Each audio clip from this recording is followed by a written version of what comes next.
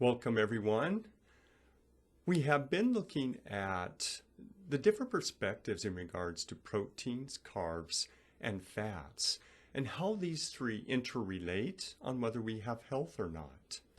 Today we'll focus in on fat by taking a look at the book Fat for Fuel by Dr. Mercola.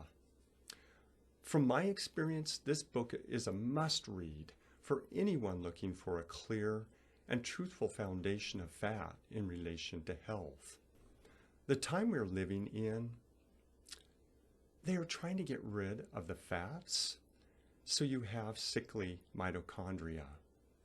It's a wonder with all these things that are out there that are so toxic and bad for us, is it simply because they want to make money and they sacrifice quality for money? Or is there something else going on? I don't want to sound paranoid, but it looks like our food is being weaponized, and the good food we need is being taken away from us.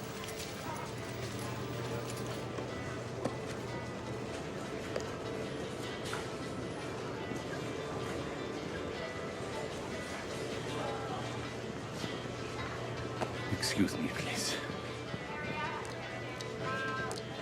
Thank you. Toast of pastry, cornstarch, soy lecithin, potassium bromate. Potassium bromate! This supermarket is trying to kill us! You! Potassium bromate, do you know what that is? Are you okay, sir? It is known to induce renal cell tumors, mesotheliomas of the peritoneum. Can I call someone for you? Call someone. You know what you're putting into our bodies? Death! Delicious strawberry flavored death! Okay, I'm calling security. Yes!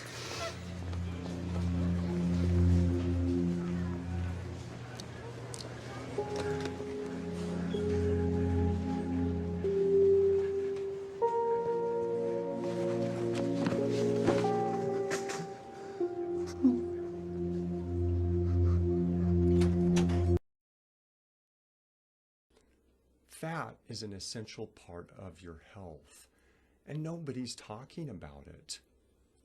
Look at how many health benefits are related to vitamin and mineral supplements compared to good fat. The good fat is what keeps your mitochondria functioning well and provide the energy supply for the body. When you don't have energy, you die. It's just that simple. Fat is misunderstood and maligned. Even the people in the health food industry are not wanting you to know the value of fat because it is going to cut into the amount they can get from selling their supplements. Standing outside of all of this is a pioneer, Dr. Mercola. He knows how valuable fat is, and he's not afraid that he's going to lose money selling supplements by telling you the truth about fat. Now, not everyone out there who is selling supplements is hiding the value of fat from us. They just don't know. We have to educate ourselves and get this information out, and this video is one of my contributions to it. So in taking a look at Fat for Fuel by Dr. Mercola, we'll begin with the introduction. And we'll begin with this section titled, "We're Losing the War on Cancer Because We've Been Fighting the Wrong Enemy." 20 years after I learned of the importance of insulin, I read Travis Christofferson's Tripping Over the Truth, How the Metabolic Theory of Cancer is Overturning One of Medicine's Most Entrenched Paradigms. I was struck by an epiphany similar to when I first heard Dr. Rosedale's lecture. Here was something that had the potential to radically improve the health of millions. The argument Christofferson so eloquently laid out, and that builds on what Dr. Rosedale taught me in 1995, is that cancer and nearly all other chronic diseases are caused by defective metabolic processes in your mitochondria. This is typically a result of insulin and leptin receptor resistance from too many net carbs and activation of the mTOR metabolic signaling pathway by excessive protein. We will go into great detail on these topics later on, but for now, it's enough to know that this is the root of the problem for most. This is in direct opposition to the conventional views of the roots of disease. For over a century, the widely accepted scientific dogma has been that cancer is a genetic disease that develops as a result of chromosomal damage in the nucleus of the cell. The discovery of the structure of DNA by Watson and Crick in the mid-20th century, along with DNA sequencing in the 21st century, has served to greatly reinforce this viewpoint. And then again, as I said earlier, I would say there's definitely an agenda behind this and sidetracking researchers into going directions that are not solving the issue. Let's continue. Tragically, President Nixon's war on cancer, which started with the signing of the National Cancer Act in 1971, has been a miserable failure. And in 2016, President Obama's moonshot to cure cancer is doomed to the same fate, despite its billion-dollar price tag. Today in the United States alone, over 1,600 people will die from cancer, and that's daily. If you look at global statistics, that number jumps to an astonishing 21,000 who pass each day from this mostly preventable disease. The odds are astronomically high that at some point in your life you will develop cancer or know someone who has cancer.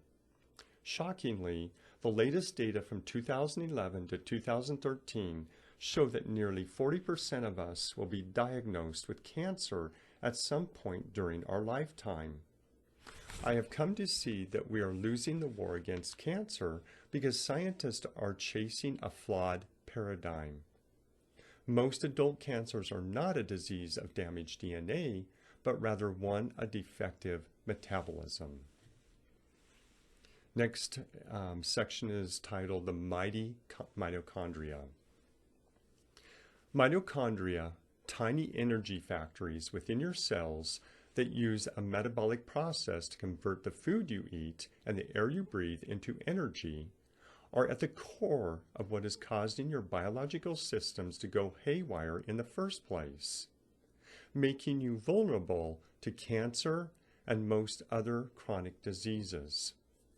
When large numbers of mitochondria in your body stop functioning properly, it is simply impossible to stay healthy.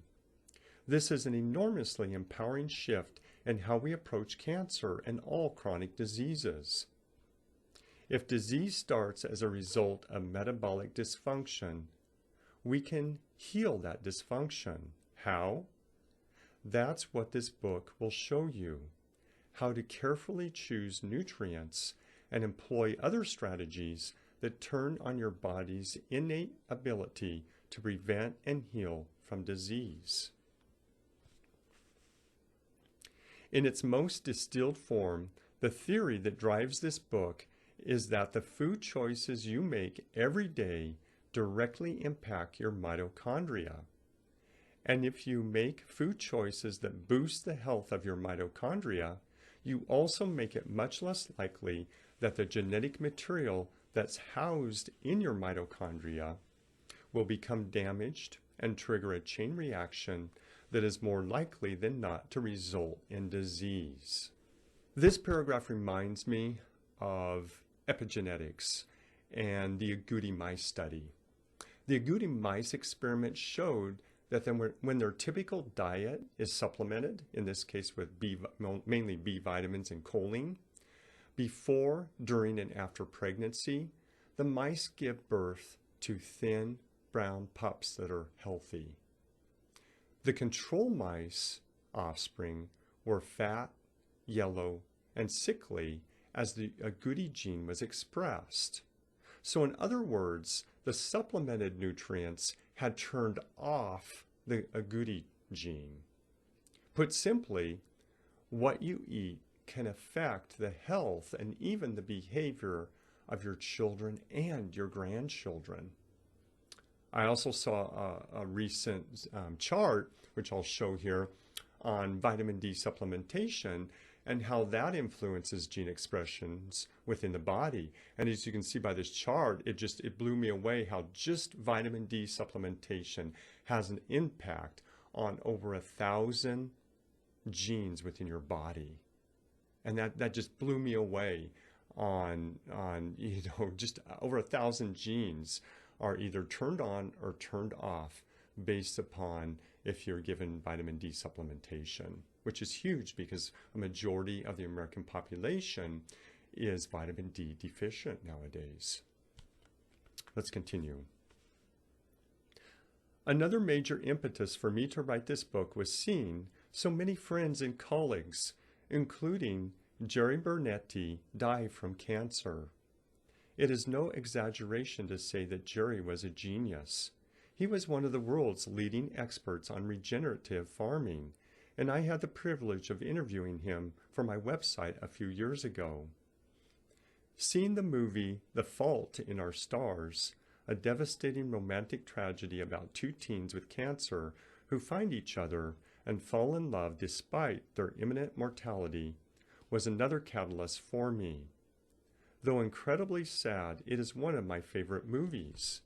If you haven't already seen it or read the book, I strongly encourage you to do so. I believe, as do many of the experts I interviewed for this book, that tragic scenarios like Jerry's early death and the story depicted in his tearjerker film are unnecessary because more than 90% of cancer cases are either preventable or treatable. That's huge. I had to do something to help staunch the loss of so many talented and loving people to cancer. Since viewing the movie and reading Travis's book, I have scoured the National Library of Medicine for the latest research, which has led me to hundreds of review articles on the critical role of mitochondria and what factors play into how best to optimize their function. I have gained insights via personal interviews of many of the most respected authorities in this area. One of these is Miriam Kalamian, EDM, MS, CNS, a nutrition consultant, educator, and author specializing in the implementation of ketogenic therapies for people with cancer. Miriam is the go-to nutrition consultant for Dr. Thomas Seyfried, who is widely recognized as one of the leading pioneers in the metabolic theory of cancer. She has worked with hundreds of clients to adopt the food changes I outline in this book, and she has contributed invaluable insight and information that you will read in the pages to come. She played a vital role in helping me use what I've learned to put the puzzle pieces together for you. Dr. Mercola states, put the puzzle pieces together, and I can so well relate to this in each book that I read. In reading Fat for Fuel, and I have read through it, I used two of the gadgets that he recommends, and I found out something monumental that he doesn't even discuss in this book, and I don't think I've seen it anywhere else, in that you can eat carbs and have fat for fuel. Let's continue with the next section. The eating program that can heal your metabolism.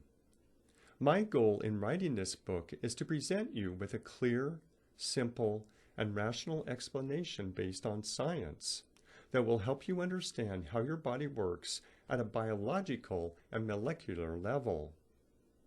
I will also tell you what foods to eat, practical strategies to follow, and ways to monitor your progress to help your mitochondria thrive. A program I call Mitochondrial Metabolic Therapy, which he then abbreviates as MMT throughout the book. Simply put, MMT is a system of eating that will help shift your metabolism from burning glucose as your primary fuel to burning fat to fuel your body. When you make this shift, you optimize your mitochondrial function and protect your mitochondrial DNA from potential damage that could lead to disease. At the most basic level, MMT is a high-fat, adequate protein, low-carb diet that is built on eating the highest quality foods available. It is quite a shift from a typical American diet, which is notorious for its excessive refined grains, sugars, and low-quality fats. As you will see, the foods that make up MMT are delicious, luscious even. They are satisfying, satiating, and absolutely energizing. And once you make the change to MMT, you will finally be free of hunger, cravings, and any feelings of deprivation that accompany the vast majority of eating plans, aka diets, out there. You know, I can totally relate with this. In the past, I bought into the eat carbs and limit your fat, and I was constantly hungry. I would eat a meal, and within an hour, and sometimes 2 hours, but within an hour and a half, I would be hungry again. I would be snacking. And as soon as I made the shift from mainly carbs to most of my calories coming from fat, I was truly amazed. I could go 4 hours without getting hungry. It was like a shock. It was at work, it was a shock.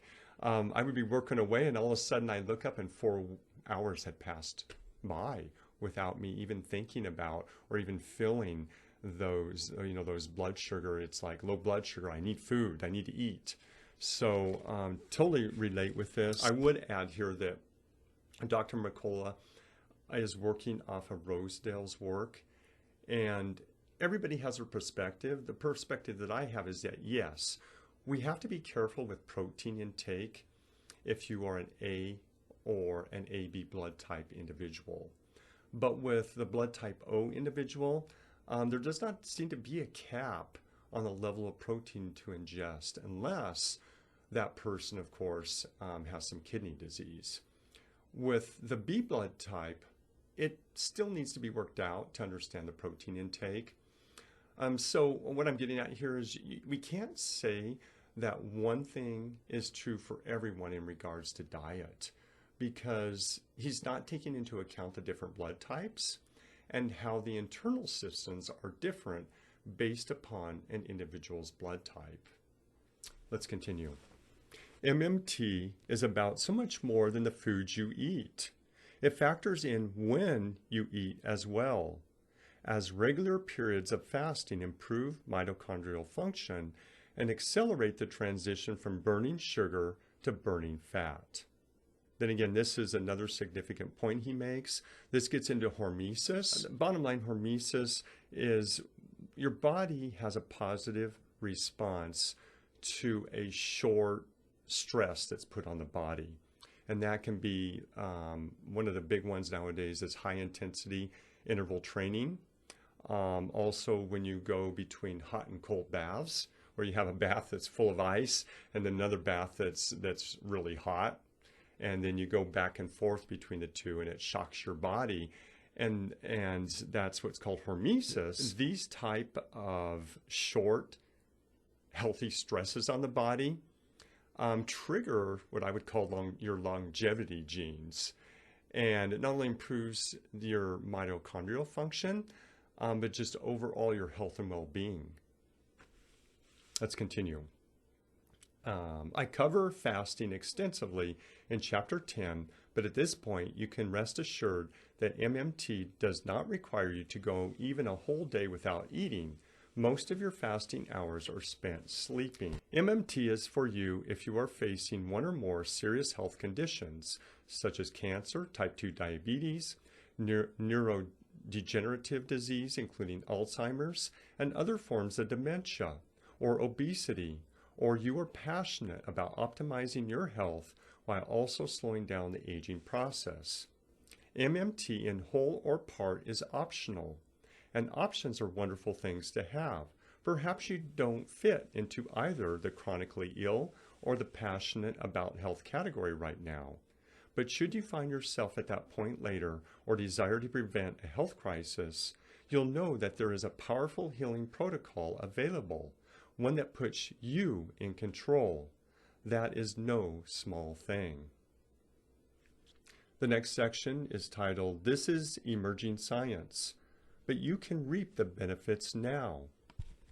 Please understand that mitochondrial and metabolic health is an emerging discipline, and only a handful of researchers and even fewer practicing physicians are actively involved in its study.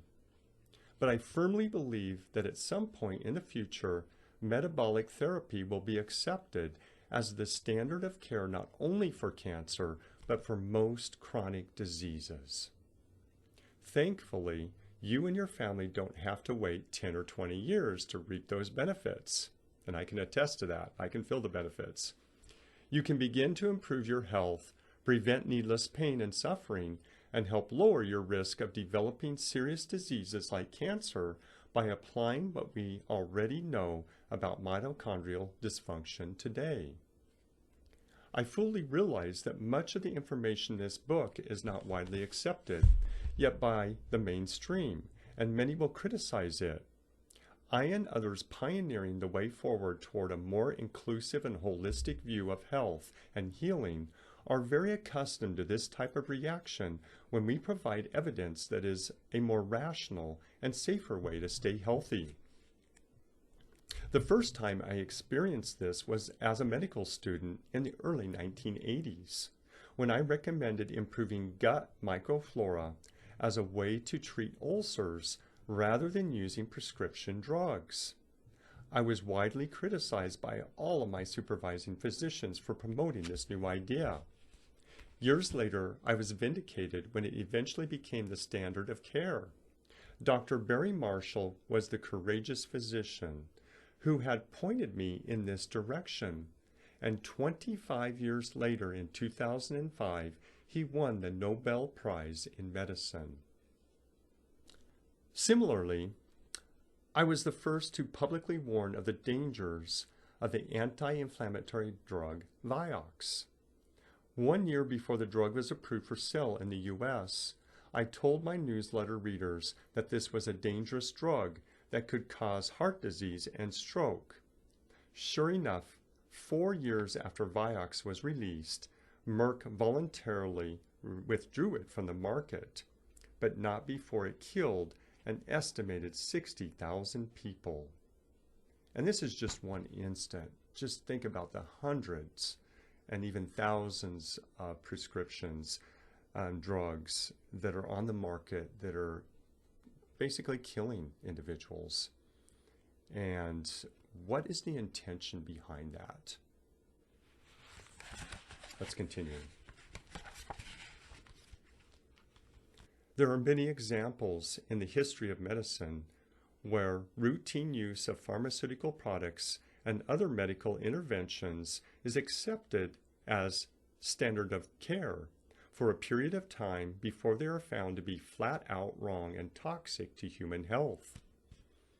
I believe it is time to challenge widely accepted assumptions about the causes and cures for cancer. We must open our minds and re-examine the evidence by first acknowledging that science is never settled and that our current understanding of biology is rapidly evolving as more objective, impartial, and unbiased research is performed and published. I was initially reluctant to write a book about mitochondria dysfunction and cancer because of the very real potential for the information to rapidly become outdated. I thought it was far more efficient and effective to give away the information in real time on the internet on my website, which I started in 1997 in my off hours as a medical practitioner, and which has grown into one of the most visited health sites in the world, with over 15 million unique visitors and 40 million page views a month. But my team convinced me about 10 years ago that books serve a very valuable purpose. They require the author to consolidate thoughts into a comprehensive printed resource where all the material is carefully integrated into an easy-to-follow format.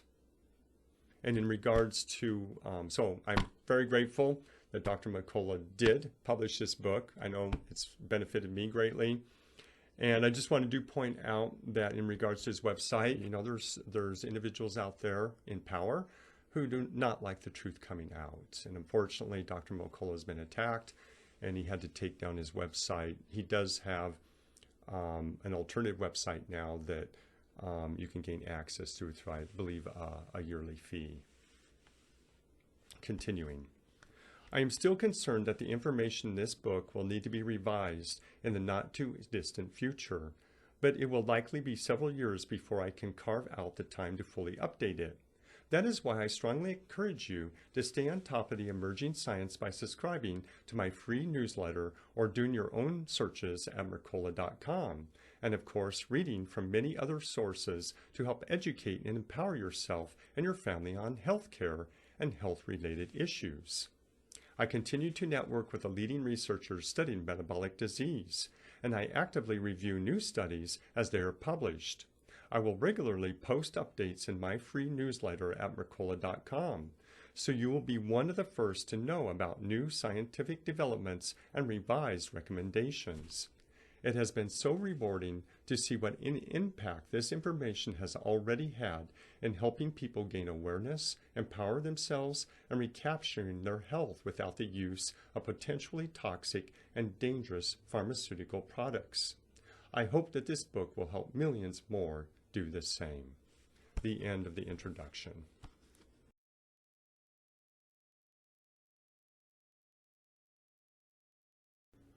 Welcome everyone, and a special welcome to those of the O blood type. In my own life, the majority of my friends who are O blood type, they constantly struggle with issues such as weight gain, aches and pains, and even had one person who was having difficulty with hives all the time due to insulin resistance. And so as these individuals, the blood O types, have moved from less of a carb diet into the carnivore diet, majority of those symptoms have just melted away. And once in a while they fall off the bandwagon and all those old issues come back. But it's a real struggle in that these individuals cannot have carbs in their diet.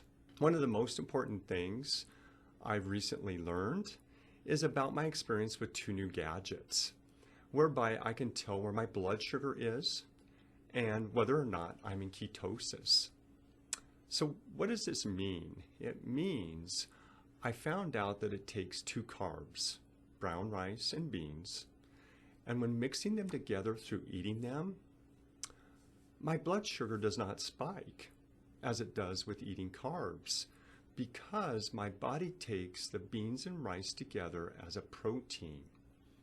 To prove the point of this, I was astonished by using my other gadget and finding out that I was still in ketosis after eating the two carbs, in this case beans and brown rice.